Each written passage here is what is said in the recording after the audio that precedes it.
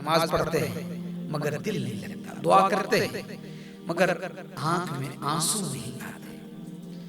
یاد رکھیے دل اس لیے بے چین نہیں ہوتا کہ زندگی مشکل ہے، دل اس لیے بے چین ہوتا ہے۔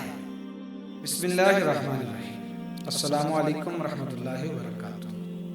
سلسلہ آپ کے مسائل اور ان کے حل کے نئے ایپیسوڈ جس کا عنوان ہے دل کیوں بے چین رہتا ہے، اس کے ساتھ حاضر ہوں۔ کیا میں نے آپ نے کبھی یہ محسوس کیا ہے کہ بغیر کسی وجہ کے بھی دل بے چین رہتا ہے؟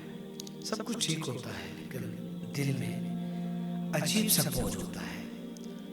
آج میں آپ کو اس کی اصل وجہ بتانے لگا ہوں۔ آج بہت سارے لوگ ہنستے بھی ہیں، باتیں بھی کرتے ہیں، لوگوں کے ساتھ بیٹھتے بھی ہیں، لیکن جب اکیلے ہوتے ہیں تو دل عجیب سا خالی لگتا ہے۔ نیند آتی ہے مگر سکون نہیں ہوتا، نماز پڑھتے ہیں مگر دل نہیں لگتا، دعا کرتے ہیں مگر آنکھ میں آنسو نہیں آتے۔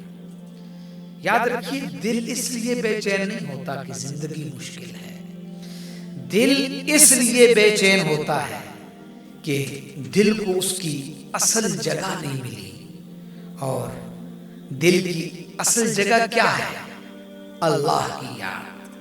جس دل میں دنیا زیادہ آ جائے وہ دل کمزور ہو جاتا ہے، اور جس دل میں اللہ آ جائے وہ دل مضبوط ہو جاتا ہے۔